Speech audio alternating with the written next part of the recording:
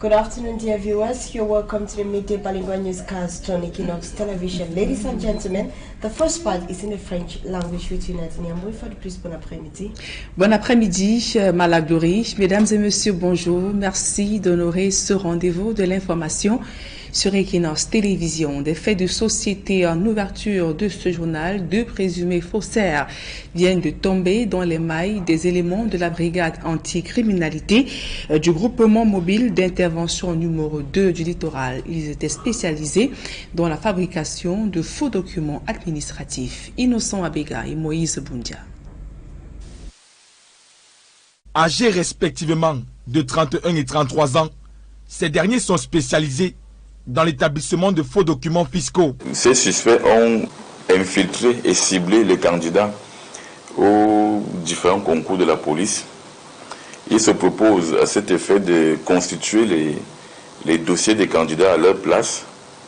C'est ainsi qu'au cours du processus de certification des documents comme les actes de naissance, les fiches de renseignement, les certificats de toise, etc., ils introduisent à l'occasion des faux timbres fiscaux. En visuel, l'ensemble des documents saisis entre les mains de ces derniers par les éléments du commandant du groupement mobile d'intervention numéro 2 du littoral, le commissaire divisionnaire Owona Atangana Zakari, qui a permis non seulement de mettre le grappin sur ces brigands d'un autre genre, mais aussi de mettre à nu un réseau de fraude fiscale au sein de certaines administrations dans le premier arrondissement de la ville de Douala. Ils ont également infiltré certaines administrations, notamment celles qui sont chargées de certifier les dits documents, comme les préfectures, les mairies où ils ont leurs complices.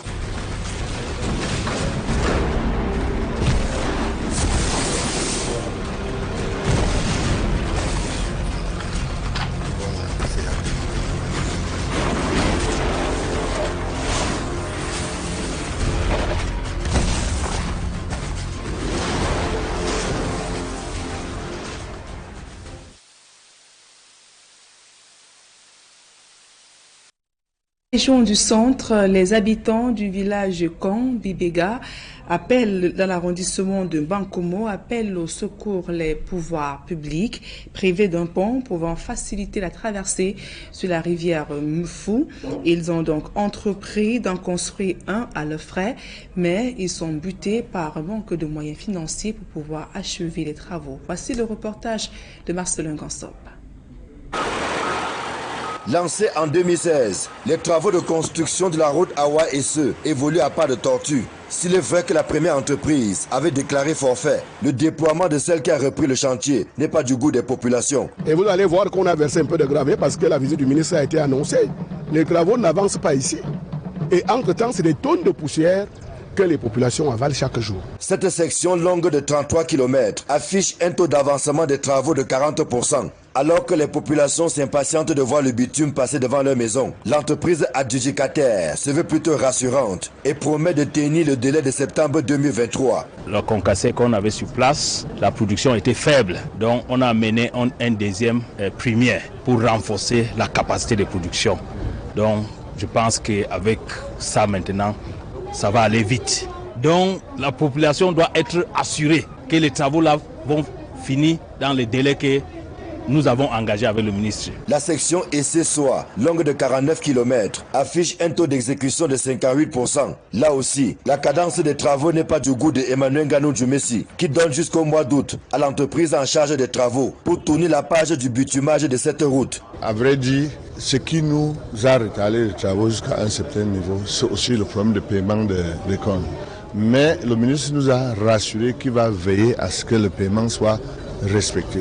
On va faire des efforts pour mériter la confiance du ministre des Travaux publics. Il reste cependant à résoudre quelques problèmes, liés notamment à la libération de certaines emprises, elles-mêmes conditionnées par le paiement des indemnisations. Les autochtones ne doivent pas souffrir.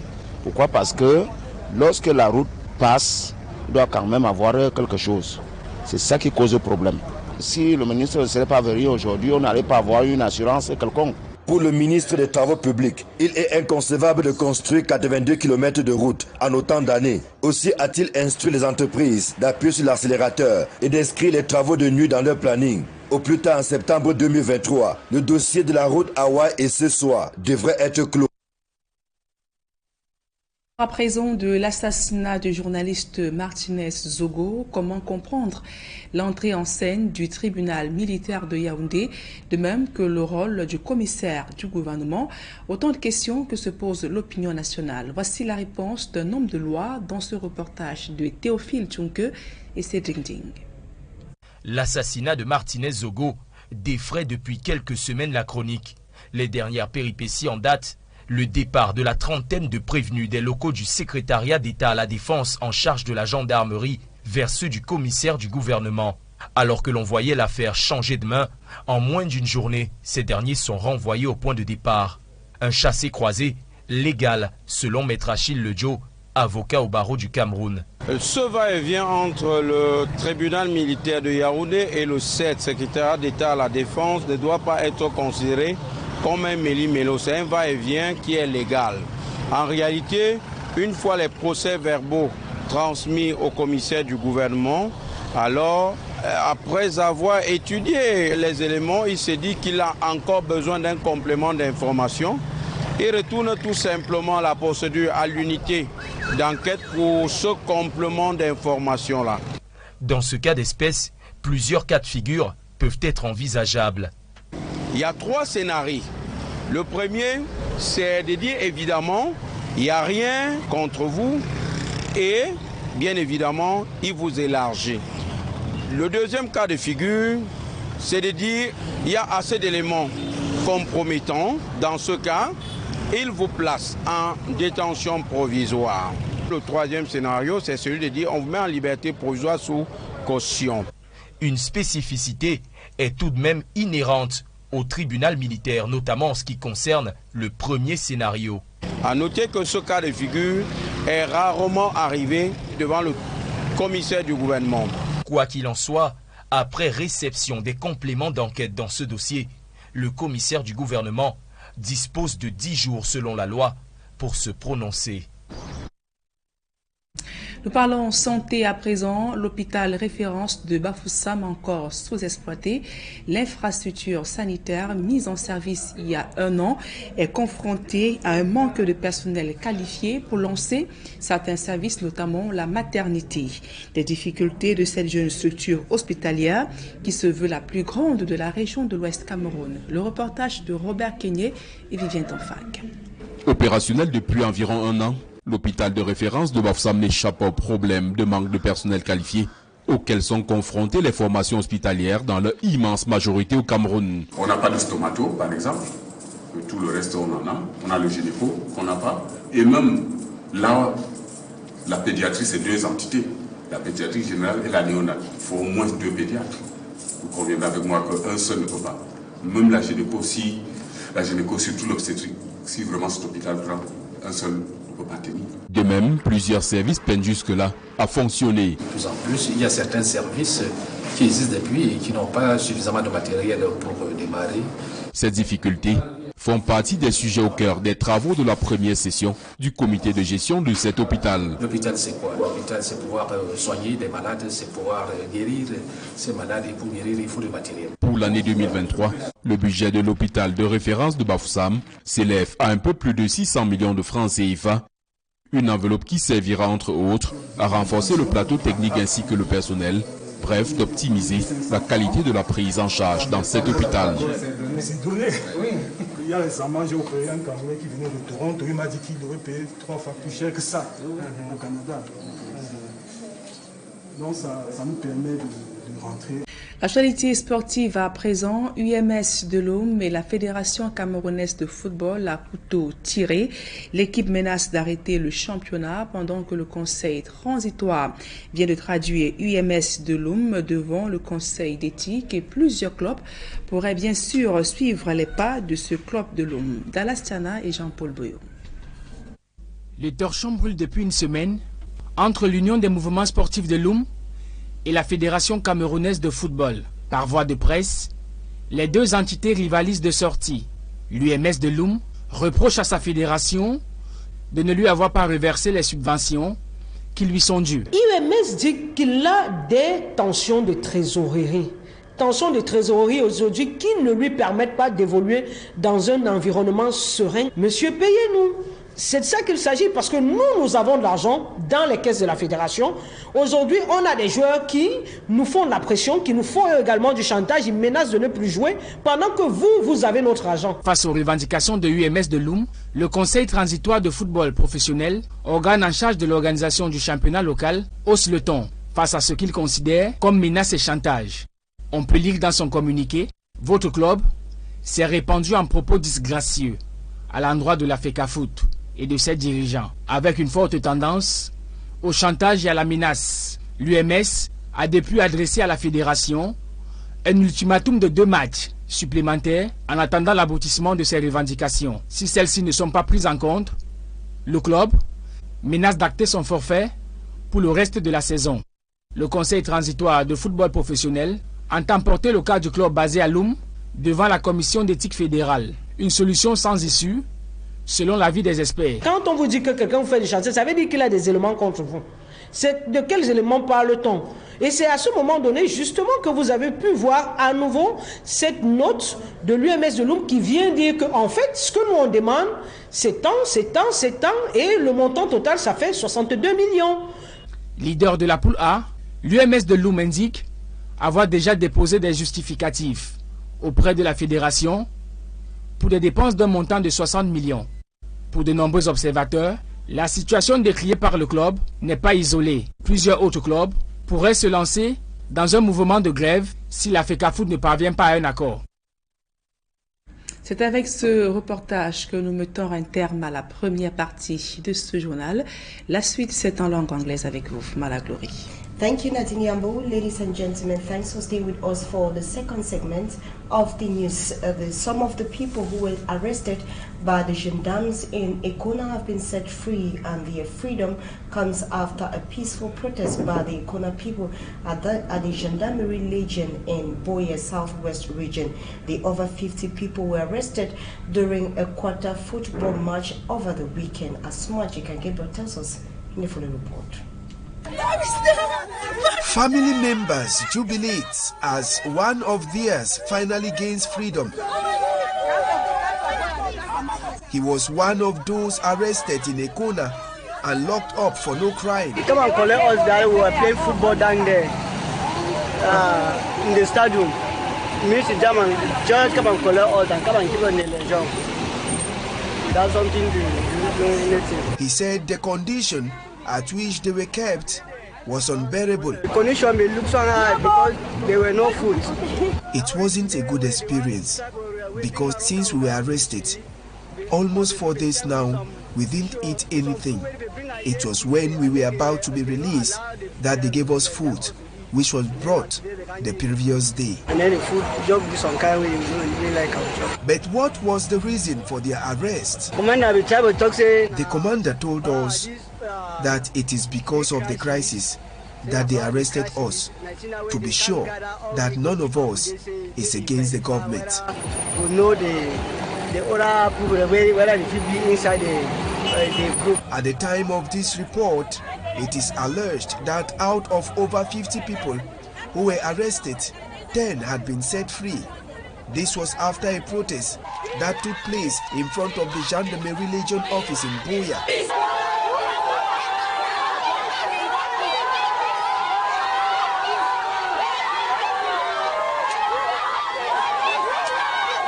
The Équinoxe population demonstrated with peace plant while singing that they want peace.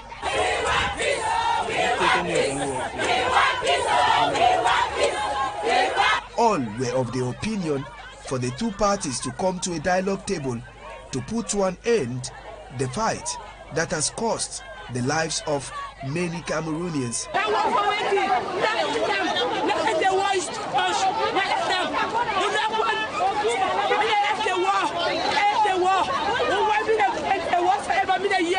With the cry of the mothers, the mayor of Boya, Barrister David Mafani Namanje, alongside the divisional officer of Boya, Abba Abdurrahman, came out to console the frustrated people from Équinoxe in the presence of their mayor, Lazare Njungwe Lanjinu. Would you come back, Would you come back? We'll try to see what will happen.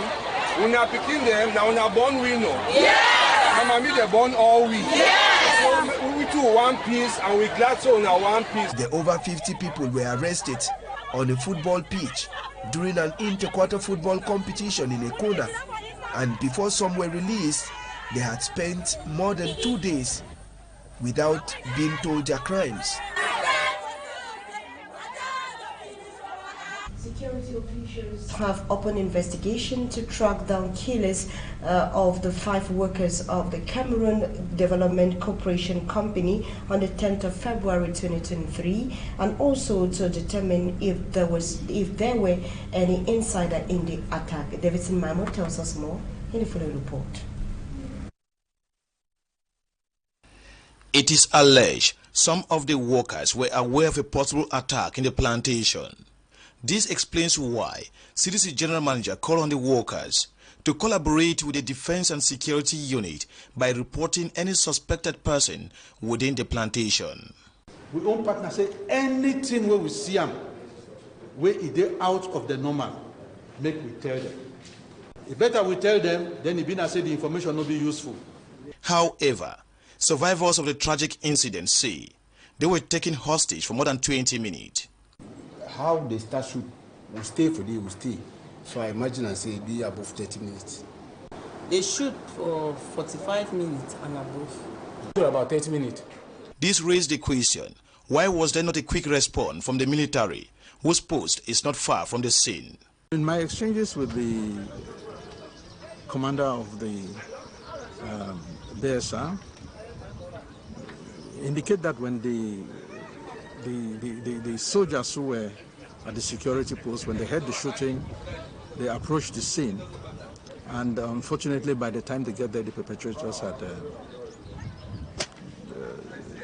gone into the bushes.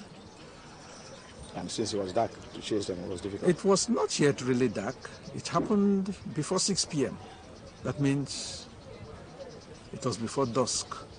Sources say security forces have opened investigation to determine the possibility of an insider in their attack, given that there is a blame game. Martinez Zogo's assassination has taken another twist. It has been sent to the military court. To understand the competence of the military court in the matter, we asked Barrister Kamwen Limen the legal facts that put a case on the wings of that judicial institution. Babila Jonathan tells us more in the following report. The competence of the military court covers matters directly and or indirectly related to the military component of the National Armed Forces of the Republic of Cameroon. If the offense was committed against the gendarme and its infrastructures, or army and its infrastructures, it goes to the military tribunal. If the act was done with the use of guns, you see, like use of guns, that is why you see that most of the people suspected in the Ambazonian crisis are sent to the military tribunal, because once there's a use of gun, is the military tribunal that is competent. Then in instances that offenses are committed by elements of the armed forces, it gives direct competence to the military tribunal.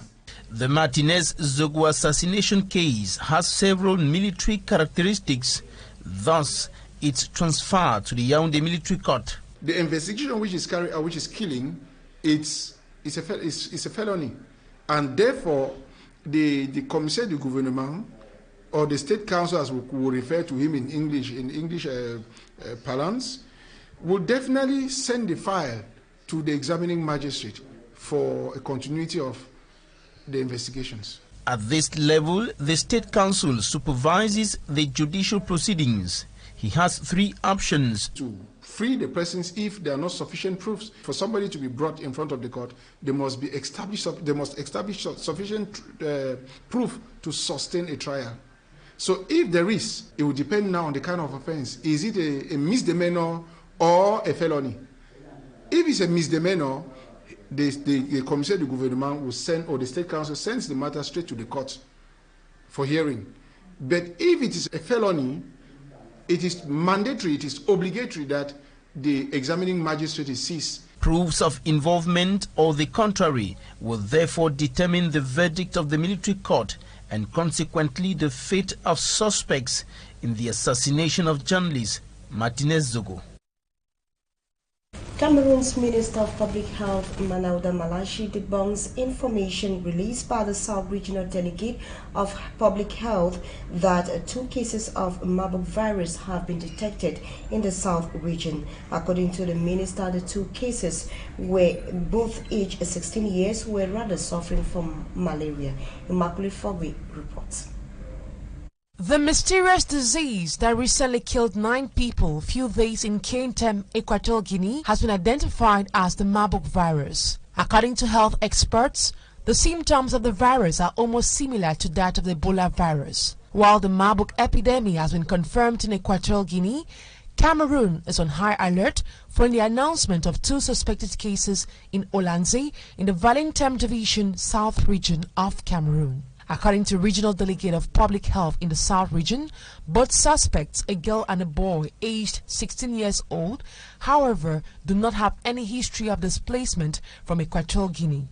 Reacting to the release, the Minister of Public Health, Dr. Manauda Malachi, debunks the information. We have just 2 suspected cases in Olanze. So we do the investigation and we confirm that it's not a Marburg, it's only malaria. So I think up to now, Cameroon don't notify any cases in our country. He adds that measures have been taken to better prevent the spread of the virus in the country. To now, the meeting we held and we still running in our country is to actualize our plan response. So the epidemiological measure we put in place to fight against COVID-19 is updated, and I think it will be the main preventive measure we adopted. The rare yet severe viral hemorrhagic fever detected on February 7th in Equatorial Guinea has a fatality rate of up to 88%. So far, there have been 9 deaths and 16 suspected cases. Symptoms include fever, diarrhea, fatigue, and blood-stained vomit. The virus is transmitted to people from fruits and bats and spreads among humans through direct contact with bodily fluids of infected people. As of now, there are no vaccines or antiviral treatments approved to treat the virus. And out of our borders, ahead of the presidential elections of February 25th in Nigeria, the business community is hopeful of a market-friendly. This follows beliefs that the Buhari regime has not been friendly. Meanwhile, the military in the country has denied accusation of planning a coup d'etat in favor of the opposition Atiku Abubakar. As Fomi Armstrong Sander tells us more in the following report.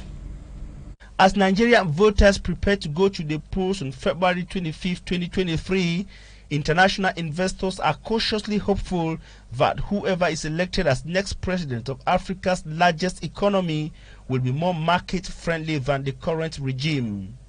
As of November, Nigeria was ranked 131 out of 190 economies on the World Bank's Ease of Doing Business Index.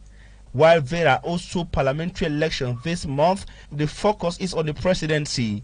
With incumbent Muhammadu Buhari not on the ballot, the main contenders are ruling party veteran Bola Ahmed Tinubu, former Vice President Atiku Abubakar, and third party candidate Peter Obi of the Labour Party. A fourth candidate, Rabiu Kwankwaso Musa, is seen as a wild card in the race to the Aso Rock. The main issues that worries investors include multiple exchange rates, widespread insecurity, and low oil production due to massive crude oil theft. Another focus is soaring fuel subsidy costs that devour government's revenue and drive up debts in Nigeria. Reforms of the foreign exchange market is the #1 concern for international equity investors. Meanwhile, Foreign investors hold 16% of shares on Nigeria's stock exchange last year, down sharply from 58% in 2014, according to Nigerian Exchange Group data. Meanwhile, the military has denied accusations that it was planning a coup d'etat in favor of Atiku Abubakar of the opposition People's Democratic Party, the PDP. The accusations came from the ruling APC party candidate Bola Ahmed Tinubu, who said the army generals had a secret meeting last week with rival Atiku Abubakar to plan a coup d'etat. Denying, the Nigerian army spokesperson qualified it as wicked and malicious allegations. Ladies and gentlemen, it is with that report that we end this edition of the Midday Bilingual Newscast to Équinoxe Television. Thanks so much for watching. Meantime, we'll leave you in the company of more interesting programs. Do have a beautiful day. Bonne journée à vous. Merci, Malaglory. C'est la fin de ce journal, mesdames et messieurs. Merci de nous avoir suivis et passé d'agréables moments en compagnie de nos programmes.